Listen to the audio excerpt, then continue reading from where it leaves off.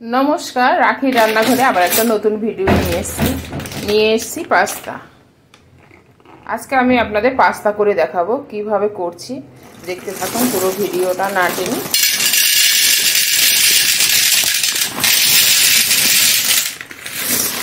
आजके करब पास्ताटा प्रथमे ढेले निलाम, निये जल दिये देब।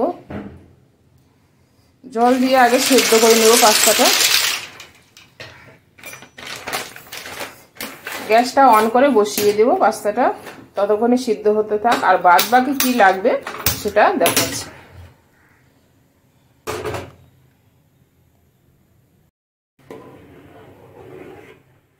তো আমার পাস্তাটা সেদ্ধ করা হয়ে গেছে দেখুন। এবার গ্যাসটা অফ করে দিব। গ্যাসটা অফ করে জলটা ঝরিয়ে নেব।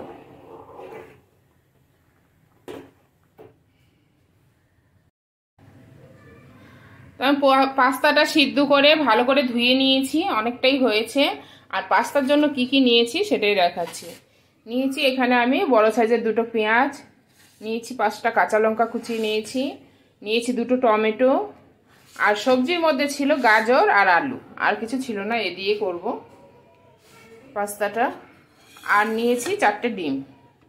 ডিমটাকে প্রথমে ভেজে নিবে। এদিকে কড়া বসিয়ে দিয়েছি, কড়াটা গরম হতে থাক, ততক্ষণে ডিমটা ফেটিয়ে নেই।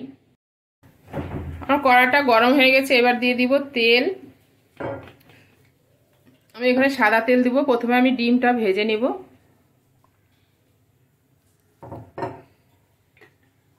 আর এখানে ডিমটা ফাটিয়ে নিয়েছি, ডিমের মধ্যে দিয়ে দিব একটু নুন, দিয়ে ভালো করে ফেটিয়ে নিব ডিমটা।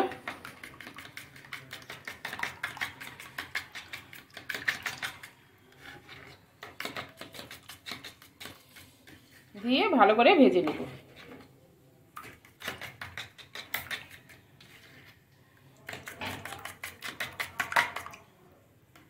এবার তেলের মধ্যে দিয়ে দিব।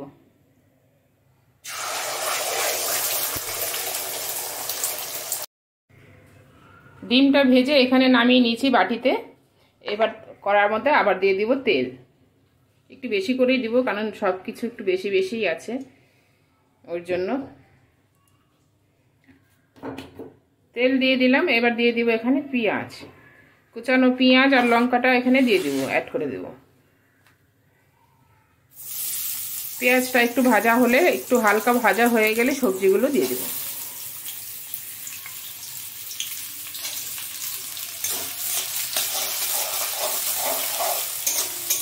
পেঁয়াজটা ভাজা হতে থাক, ততক্ষণ ফিরে আসছি। পেঁয়াজটা দেখুন একটু হালকা হালকা ভাজা হয়েছে, মানে ছেড়ে গেছে জয়েন্টগুলো। এবার এর মধ্যে দিয়ে দেব সবজি, গাজর আর আলুটা এখানে দিয়ে দেব।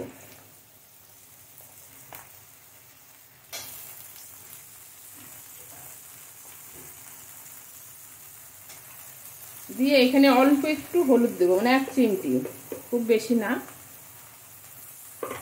আর দিয়ে দেবো একটু নুন, দিয়ে ভালো করে ভেজে নিব। সব কিছু মিশিয়ে একটু লাল লাল করে ভাজা ভাজা করে নেব। তো সবজিগুলো আমার সব সেদ্ধ হয়ে গেছে। এবার দিয়ে দিব টমেটো।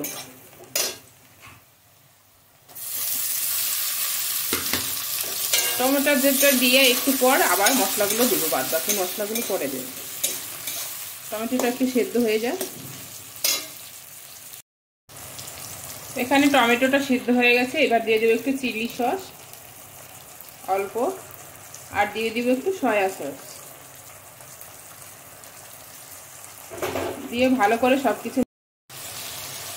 সবকিছু ভালোভাবে মেশানো হয়ে গেছে। এবার দিয়ে দিব পাস্তা, সিদ্ধ করে রাখা পাস্তাটা এবার দিয়ে দেব। আর এখানে ভেজে রাখা ডিমটাও দিয়ে দিব। দিয়ে সবকিছু ভালোভাবে মিশিয়ে নিব।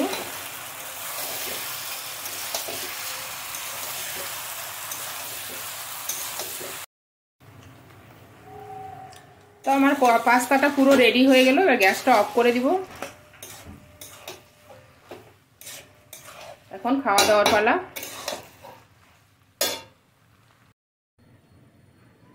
তো এখানে আমি 2টো প্লেট সার্ভ করেছি। এর মধ্যে দিয়ে দেব একটু শসা,